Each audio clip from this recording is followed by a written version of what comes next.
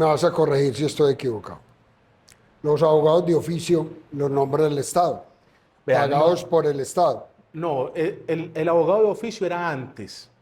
Que, por ejemplo, aquí a mi despacho me llegaba una carta y me decía, a usted le toca defender a este muchacho y hágale. Entonces, hay veces los abogados se llenaban de tantas cosas que no eran de él y que eran gratuitas. Ya no, ya tenemos una defensoría pública. Defensoría pública que a mi modo de ver debería de ser no por esos contratos que tienen, sino unos contratos que sean unos contratos buenos, porque ahora ellos trabajan con el sinsabor de, ¿será que me renuevan dentro de 6 meses? Pero bueno, a ver, la pregunta te la quiero hacer por este lado, Juan. No, ya me diste claridad, de que no es, ya no el término no es abogado de oficio, pero generalmente cuando una persona no tiene recursos y llega a caer en prisión por X o Y delito, entonces, ¿usted tiene abogado? No, yo no tengo con qué pagar el abogado, mano, es que no tengo plata. Ah, no, el Estado te asigna uno, sí, porque es deber del Estado, Es ¿cierto? obligación. Listo, obligación. Pero nombran a un pelado que acabó de salir de la universidad. No, no. Para poder ingresar a la Defensoría Pública, tiene que tener 2 años de experiencia y una especialización, como mínimo. O 4 años de experiencia sin especialización. Ah, qué bueno ese dato. Por eso le hice la pregunta a Juan. Porque es que muchas personas me han dicho, no, es que si yo caigo donde un abogado del pueblo, ah, no, ya me condenaron. No, pero eso, vamos a decirlo en términos prácticos, es cierto. ¿Qué es lo que pasa? ¿Qué hace, por ejemplo, un defensor de la Defensoría con 7 audiencias de juicio oral diarias? Eso es una locura. Yo aquí en mi archivador abro y tengo 50, 60 procesos en juicio. Uno de la Defensoría tiene 1000 fácil. Entonces, por eso es que se vuelve tan complicado que un abogado, por muy bueno que sea, tenga tiempo para revisar cada término. Porque Y, lo vos, que, y si te llega esa carta, Juan, estás en obligación no, de... ya eso no existe. Ah, bueno. Para eso existe la Defensoría, donde contratan a unos abogados para que esos abogados representen a ese ciudadano. Lo que pasa es que, te digo, esa representación a veces se vuelve difícil y por muy brillante que sea el abogado, en ocasiones, ojo, en ocasiones le queda muy duro cumplir con todas esas premisas. Por ejemplo, una audiencia preparatoria, usted tiene que estar muy atento a que la fiscalía diga cuál es la pertinencia, la conducencia y la utilidad de cada prueba. Y si es pertinente y usted opone ese. Pero eso es ahí en caliente, ahí. Y usted tiene que tener sus 5 sentidos ahí. Pero ¿cómo hace uno si tiene 2 audiencias ahorita? Bueno, Juan, el tiempo es corto. Vamos a darle un consejo, vamos a recrear un escenario. Juan, vamos a recrear un escenario. Salí de tragos con mi señora de un bar y un man le tocó la nalga a mi señora y le metí un puño y lo maté. Un ejemplo. ¿Qué debo de hacer? ¿Me debo de quedar callado? La policía presionándome, la sociedad presionándome, hablo, no hablo, espero que llegue mi abogado, dejo que me encanen. ¿Cuál es el consejo, el debido proceso para que la gente no vaya a cometer errores que muchas veces le pueden costar la libertad? Lo que pasa es que lo primero es que usted tiene derecho a guardar silencio en todo tiempo. Como sucedía en el pasado en Estados Unidos, que veíamos películas, tiene derecho a guardar silencio, todo lo que diga será usado en su contra. Eso existe realmente en nuestra sociedad. A uno le tienen que leer unos derechos que uno tiene. Entonces, mi recomendación frente a la comisión de un delito, primero hable con un abogado. No se vaya por allá a regalarse a la fiscalía a decir cosas de las que usted se pueda arrepentir más adelante. Yo pienso, cuando la fiscalía llama al ciudadano para que vaya y le dé una declaración de un supuesto delito que uno cometió, no tiene nada. Es porque no tiene absolutamente nada. Entonces lo primero es hable con su abogado, descárnese con su abogado y háblele a su abogado de cuáles son las posibilidades que tiene en un sentido u otro.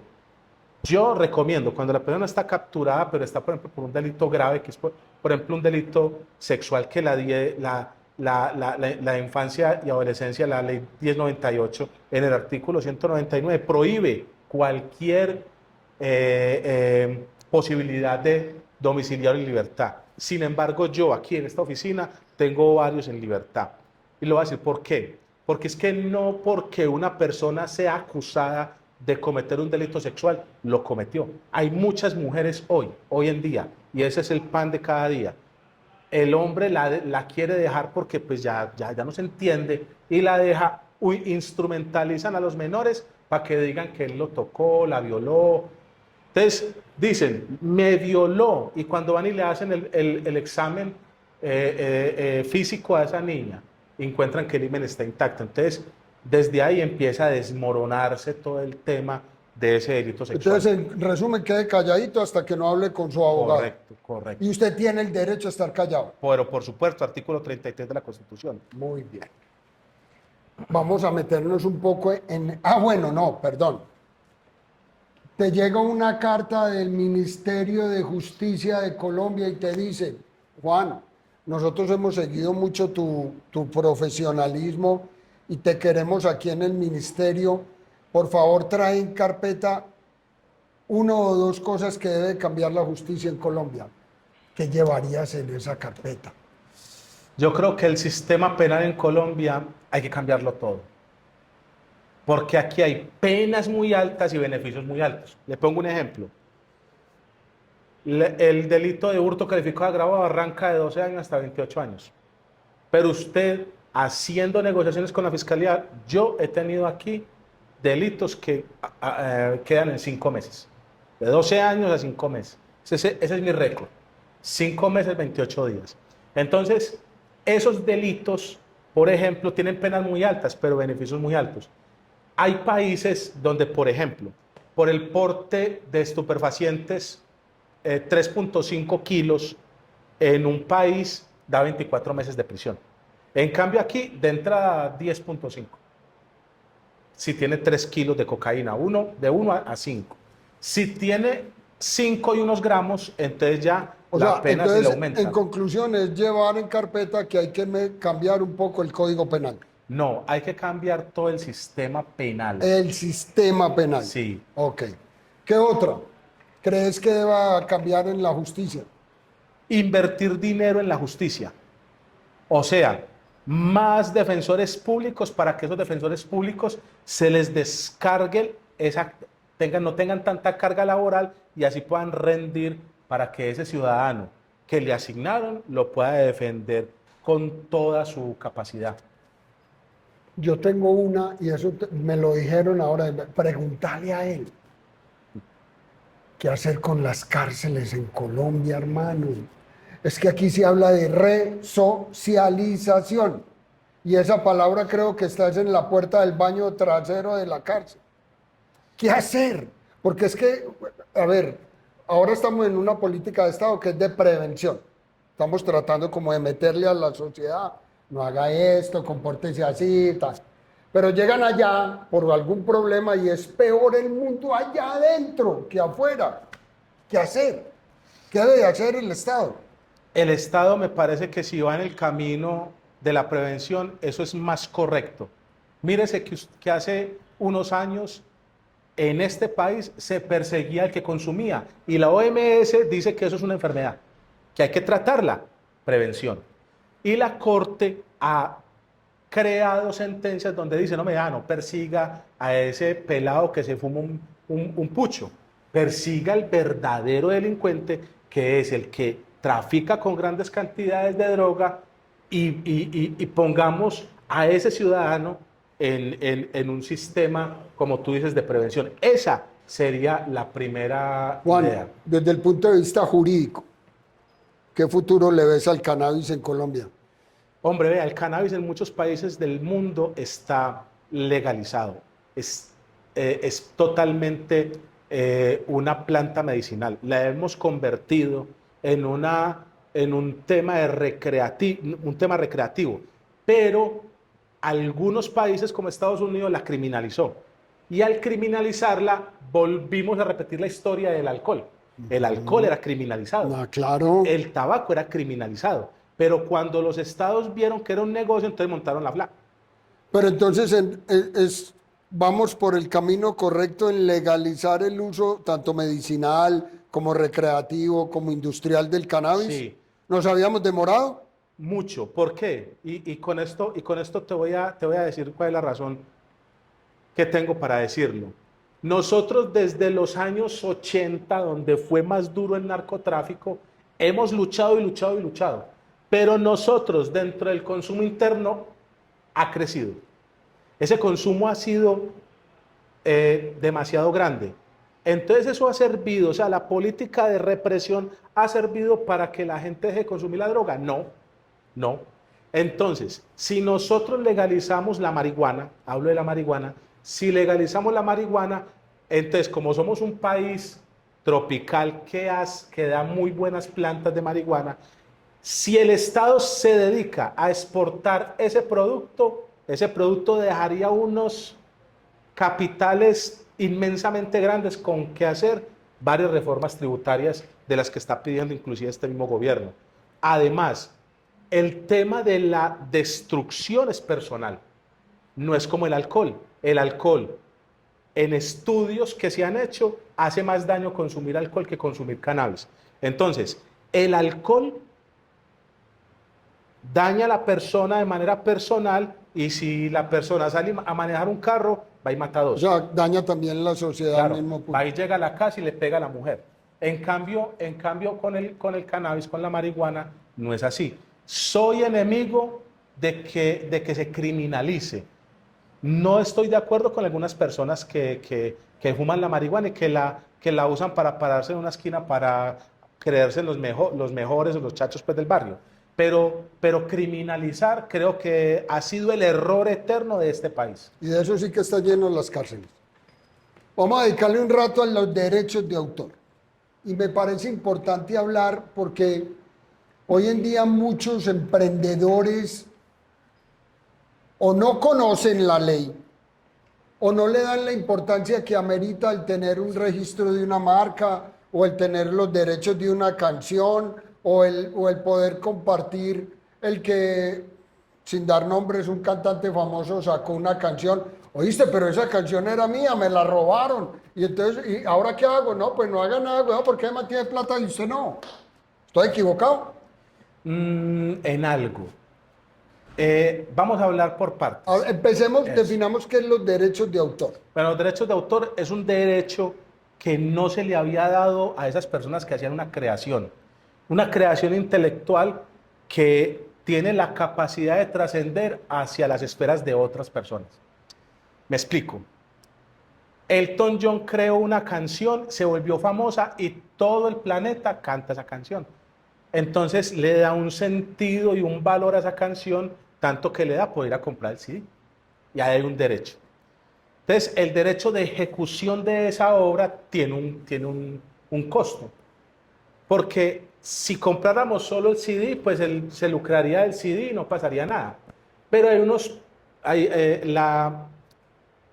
hay unas leyes que permiten que las personas que somos titulares de derecho reclamemos ese dinero de manera colectivo, distinto al colectivo o individual. Pero bueno, hagamos un paréntesis ahí. Acabas de decir que unas personas generan un contenido, llamémoslo así, que es lo primero que debo de hacer, porque es que mucha gente hace después de y no antes de. Entonces, cuando ya ven que la canción pegó, como se dice en el argot, no es que le pegué a la canción, pero, puta, pero es que ya la cantan en Rusia, en Japón, en China, y entonces, ¿ahora qué hago? Y ahora sí me vengo por donde Juan, y Juan va a reivindicar mis derechos, y de ahí, ¿cuántos años no han pasado que la canción ha estado facturando Juan? Entonces, ¿qué es lo primero que debe hacer cuando ahora, no solamente hablemos de canciones, vos podés diseñar un vaso que convierta el agua fría en caliente, por ejemplo, y eso la gente lo registra como una patente, ¿o no? Sí. Entonces, ¿qué es lo primero que hay que hacer? Lo primero que hay que hacer frente al tema de los derechos de autor, cualquiera que sea esa invención intelectual de cada ser humano, es registrar. Mi recomendación es, vaya primero a la notaría. En la notaría, lleves la partitura, por ejemplo, o la fórmula del vaso, escrita, o escrita en un formato, pues, Word. Imprime, la lleva y la nota, pues, la eleva. La eleva, eso, sí. Luego de que la ley de escritura pública la lleva a la Dirección Nacional del Derecho de Autor. Dirección Nacional del Derecho de Autor. ¿Qué es la Dirección Nacional del Derecho de Autor? Cumple varias funciones. La primera es notaría. Entonces te registra la canción para que a partir de ese momento y en adelante nadie pueda modificar tu canción. Ojo, el único que puede prohibir la ejecución pública de una obra es su autor o sus causavientes. Y aquí la gente dice que es que esa canción no me la ponga porque es que usted no tiene los derechos de reproducción, usted no tiene los derechos de autor, usted no es autor, no es compositor, no es intérprete, no es ejecutante. Juan, si esa persona llega a fallecer. Los causavientes, o sea, la familia que queda de esa Y si persona. no la hay primero o segundo grado de consanguinidad, ¿qué pasa? ¿El Estado? El Estado. ¿El Estado queda dueño de esos derechos? No, tampoco. Eso queda como patrimonio nacional, patrimonio inmaterial de la humanidad. O sea, cada vez que hay una reproducción y cada vez que una plataforma reproduzca ese material, esos recursos van para el Estado. No, Si la persona fallece. no. Entonces, ¿qué pasa ahí, Juan? Cuando en Colombia, por ejemplo, se cobra por la reproducción de la Quinta Sinfonía de Beethoven, Sí. obviamente a Beethoven no le van a reconocer. Beethoven, vean la tumba. Aquí le vamos a pagar sus derechos de autor, no. Lo que pasa es que quien lo hace de manera colectiva, digamos las grandes en este país, hay Simpro, se quedan con ellos. Porque quien tiene derecho sobre la reproducción de esas obras no existe. Y como todos tenemos derecho de reclamar hasta dentro de 3 años, si usted no reclama en 3 años, usted no tiene derecho. Entonces simplemente eso queda en las arcas de esas asociaciones y no pasa nada. O sea que cada invento, innovación, canción, lo que sea, lo aconsejable es que se vaya a Saico y a Simpro. No. O yo solito puedo ejercer mis derechos para que la plática me llegue a mí solito. La plática puede ser, porque es que usted puede reclamar, según la sentencia C509 del 2004, usted puede reclamar de manera individual o colectiva. Ya, entonces usted se asocia, se agremia y un grupo de personas le dan poder a un abogado o a un tercero para que ejerza eso, que es lo que pasa con estas grandes empresas que recogen algo más de 400.000 millones de pesos al año. Pero, ve, Juan, es que, a ver. Vámonos a tanto pueblo que hay en Colombia, donde hay tanto compositor, dúos, tríos, una sola persona y sacan sus canciones y va por allá un cantante famoso a tomarse unos guaros y dice, uy, es la canción de este man. Ay, hijo de puta. Y le pone ¡ay, volverla a tocar! Y le pone una grabadora y la grabó y cogió la letra y se fue para el estudio de él y sacó su canción, papá. Y le pegó al perro y lo llevó a un Grammy. Y el señor, ¿dónde queda? Ese El señor viene y dice a vos, Juan, mira, mano, es que yo esta canción llevo 2 años en el pueblo tocándola y estos manes fueron allá y mira, me quitaron mi canción. Se la quitaron, papá. puede pasar y ha pasado mucho. Sin embargo, por eso yo recomiendo que las personas, por ejemplo, en un pueblo, la lleven a registrar a una notaría y la guarden. Cuando la persona sacó la canción, ahí hay una fecha. Cuando la escribió y cuando la registró. Correcto. Luego de haberla escrito y haberla registrado, entonces desde ahí empieza a correr su tiempo. Pero si hay una persona anterior que dé fe pública, que es lo que dan los notarios, de que esa canción fue registrada antes, usted consígase un abogado que hay mucha tela para cortar. Entonces, el primer consejo, vámonos a notaría, registremos, vámonos a la entidad del gobierno de marcas y patentes, hagámoslo, sáquese la plata donde pueda, hermano, pero hágalo. Es que, ¿cuánto vale elevar a escritura pública un documento? 20.000 pesos. Pero lo que sí cuesta es ir a Bogotá, marca y registro y registrar. Pero no, esa es la notaría, esa es Sí, otra notaría. ya. La Dirección Nacional del Derecho de Autor es otra notaría. Correcto. Entonces lo que hacen Entonces ellos es un bajo costo, no es en la mente que la gente cree que eso vale mucho. Yo recomiendo que primero sea la notaría y luego allá. porque usted la puede registrar también vía internet. Usted baja un formato, lo llena, lo escanea, lo envía, ¿cierto? Entonces, esas son formas de asegurar que su derecho en el futuro se le sea reconocido. ¿Cuál es el mayor caso con el que, digámoslo coloquialmente, te ganas la papita en derechos de autor? A nosotros certificamos los establecimientos de comercio abiertos al público que ejecutan públicamente obras musicales causantes de pago. O sea, nosotros certificamos aquellos establecimientos para darle cumplimiento al artículo 87, numeral quinto de la ley 1801. ¿Qué dice este numeral? Para aquellos establecimientos donde se ejecuten públicamente obras musicales causantes de pago de derechos de autor, mantener y presentar, que son las palabras claves dentro de la norma. Entonces, mantener y presentar el comprobante de pago al día es la clave que tiene que tener el comerciante para saber si está cumpliendo con la norma o no. ¿Y a dónde paga? Entonces, exacto. Entonces, puede pagar en todas las entidades del Estado que hay, perdón, entidades privadas. Ojo, Saico, Asim, Proeged, Actores, todas son privadas. Ahí no hay ninguna que sea del Estado. La única entidad del Estado es la notaría, Dirección Nacional del Derecho de Autor, que solo vigila las entidades de gestión colectiva, no vigila a los distintos de la colectiva ni a los individuales. Entonces, el comerciante, ¿qué es lo que debe de hacer? Coger de las opciones que tiene y elegir a una para hacerle el pago de derechos de autor. ¿Qué le falta al gremio para cada día perfeccionarse más? Educación. Este tema no lo sabe nadie. Entonces llegan las grandes entidades de este país y le llenan de miedo con abogados a un simple comerciante que no entiende sino de vender una gaseosa, porque eso es lo único que tiene que entender, vender una libra de arroz, vender un trago, no tienen que saber de ley. Entonces ellos se dejan llenar de miedo de estas entidades que inclusive a veces los obligan a pagar. No hay etapas vedadas, cualquiera puede venir en un comienzo o ya cuando alguien le robó sus derechos hace 2, 3, 5, 10 años, pueden venir a tu oficina a tratar de rescatar ese patrimonio que, digamos, le quitaron. Yo le voy a contar algo que pasa mucho, que pasa ahora. Eso ya casi no pasa. Pero mire lo que pasa.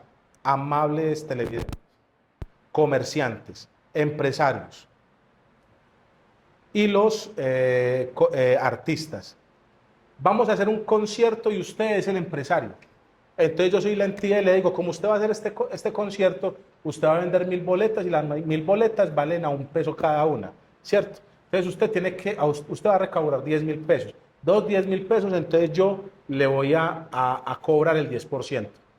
Ese recaudo de ese derecho de autor hay que pagárselo también al artista. Ojo, usted al artista le paga por montarse la tarima, que son 2 pesos, pero de ese derecho de autor usted tiene que darle 20 centavos. Se cobra el 10% del aforo y ese 10% se lo llevan esas entidades de gestión colectiva o privadas, porque yo trabajé en una y ellos tampoco nunca hacían esto, nunca pagaban. Entonces, ¿qué pasa? Que estas entidades se embolsillan el dinero de ellos y no le pagan a ese artista que se acabó de montar a la tarima a cantar unas canciones. ¿Quién autoriza? Yo, el ejecutante. Si yo canto como Vicente Fernández, yo soy el que estoy autorizando que se ejecute la obra. O sea, no tengo que ir a Vicente Fernández o no tengo que ir hasta el autor de la canción que cantaba Vicente Fernández. Porque Vicente Fernández también era un intérprete. Él interpretaba las canciones de otro. Fue famoso porque pues era Vicente Fernández. Yo me llamo, pagan eso para que una persona imite a otro allá en la televisión. Ellos pagan. Pero equivocadamente. ¿Por qué? Porque el que autoriza es el ejecutante. O sea, yo me llamo, puede valer en derechos de autor la millonada que usted quiera, pero millones. Pero lo que no saben estas entidades de televisión, RCN y Caracol, es que con la autorización que le dé cada participante basta para poder ejecutar la obra. Qué buen punto ese. Juan, vamos a ir dándole cierre a esto. ¿Querer morir en el derecho? Siempre. ¿De querer jubilar en el derecho? Pues yo no sé si me jubilaré. Yo lo que digo es que hasta donde tenga fuerzas, trataré de estar siempre en el derecho. Yo tengo dos sueños.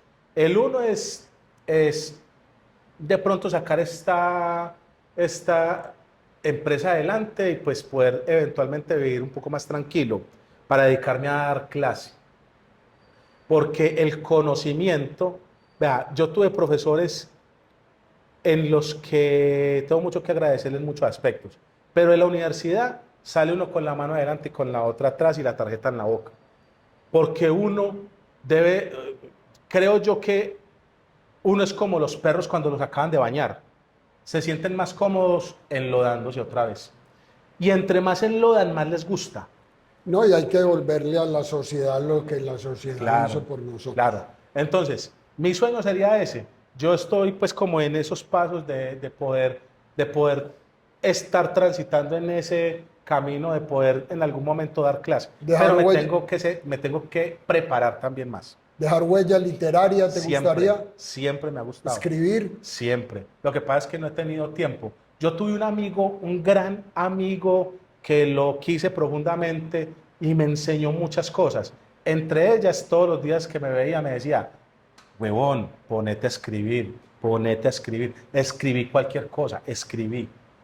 Y ese es una, ¿cómo le dijera yo? Una, un deber moral de cumplirle a mi amigo de en algún día poder escribir. Eduardo Prieto, que se murió en el COVID. Juan, ¿qué te dejó el COVID, verdad? ¿Cuál fue la mejor enseñanza que te dejó el COVID?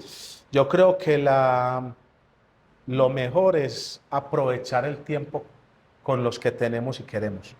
Aprovechar el tiempo de estar con ellos porque, por ejemplo, el amigo mío hizo mucho por mí, le agradezco muchas cosas de las que sé hoy y compartir más tiempo con las personas que tenemos al lado. ¿Cómo querés morir, Juan? ¿En una clínica, en un accidente, en la paz de la familia? Yo, por ejemplo, me voy a autopreguntar, a autocuestionar. Yo no quiero morir en un hospital sufriendo, pegado de tubos y de venas y de cosas. Yo quiero tal, como querer morir.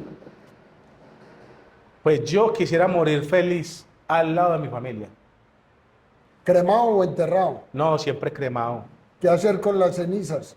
Hombre, ya después de que este vehículo en el que nosotros transitamos en esta vida, cuando deje de funcionar, hagan lo que quieran con él. Para mí, lo mejor es cremar y casi que olvidarnos de lo que fue esa persona. Charlas de pronto a un árbol para que crezca y genere fruto, o el mar. Después de que ya deje de estar echando cantaleta en la calle, que hagan lo que quieran. Católico. Hombres, nacía en el calor de una familia católica, apostólica y romana. Epitafio en tu tumba, Juan. Hombre, aquí ya es Juan Arango nada más, porque mi nombre, mi marca, creo que perdurará por mucho tiempo si cumplo todas esas metas que tengo de escribir y de dar clase. ¿Cómo querés que te recuerde la sociedad, el mundo, cuando tengas que partir de este planeta? Como una persona seria y con conocimiento, que le gusta entregarlo. ¿Qué opinas de la adopción?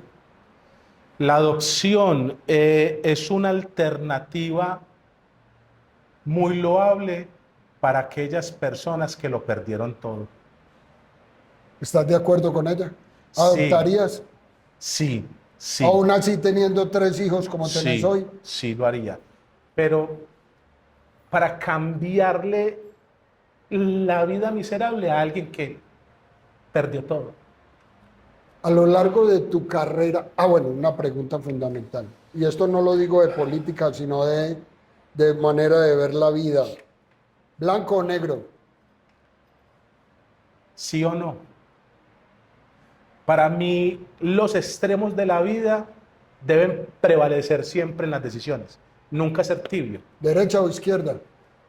Yo creo que las dos tienen cosas importantes, muy importantes, que si las sabemos combinar, sacamos adelante este país. Si te encontrás al creador en el camino, en tu andar, el hombre te sale al corte, ¿qué te gustaría escuchar de él? Que te dijera. Tantos cuestionamientos. ¿Por qué nos has abandonado? O sea, hay que ser más creyente, agradecerle más a Dios, ser más partícipe de Él, conversar más con Él. Yo trato en mi soledad, no sé si de hablar con él.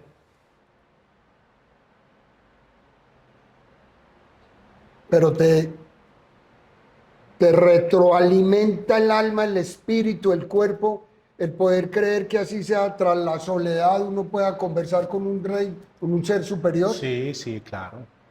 Claro. Es fundamental en nuestra formación. Sí, claro. Lo que pasa es que en el silencio de nuestros momentos, que el momento, por ejemplo, muchas veces para mí es de mi casa a mi oficina, donde estoy totalmente solo, o de mi oficina a mi casa, ahí veces estoy solo y disfruto mucho el reflexionar y en esa reflexión tratar de preguntar por qué. ¿Has tenido reconocimientos a lo largo de tu carrera?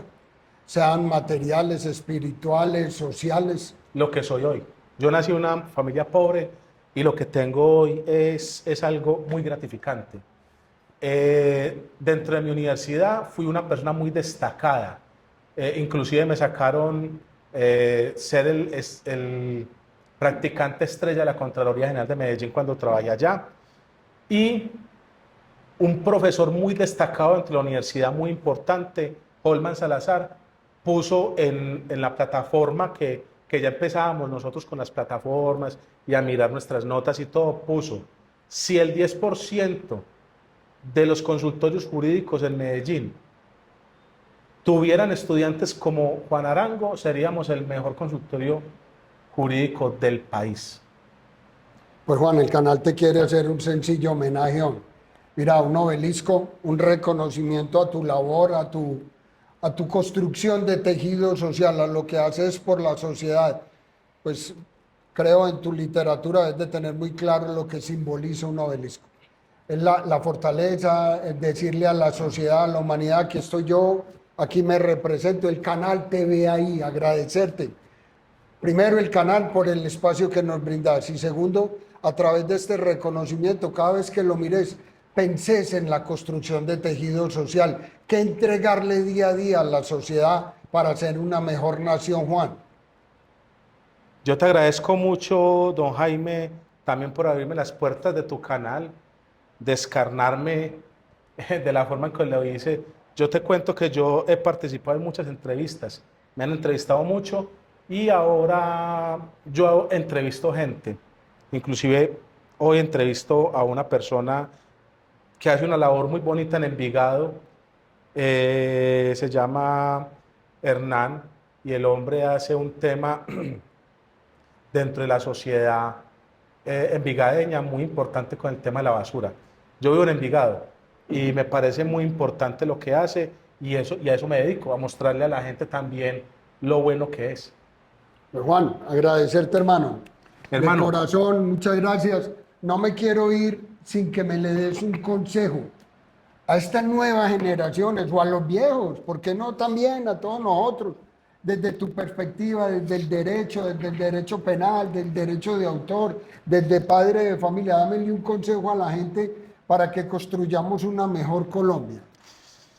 Siempre basémonos en un pilar fundamental dentro de la sociedad que es la educación.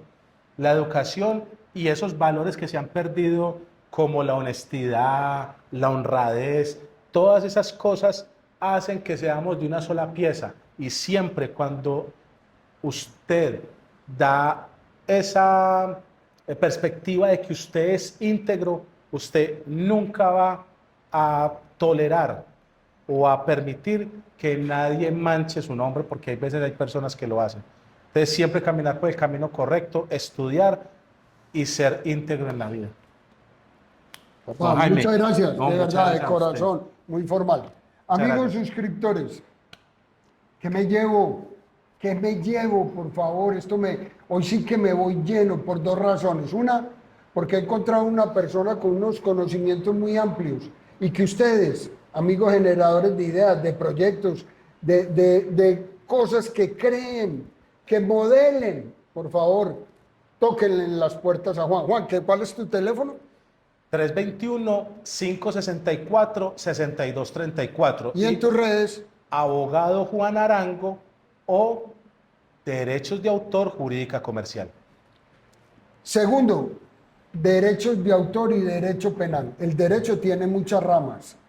Juan se especializó en esas dos. Quizás dos ramas del derecho que Colombia necesita reevaluar, reestructurar y poner en práctica. Lean, instrúyanse y no duden en tocar las puertas de un abogado como Juan, que les puede solucionar muchos problemas antes de y no después de. Y quiero recordarles que colombiano compra colombiano. Hasta una próxima.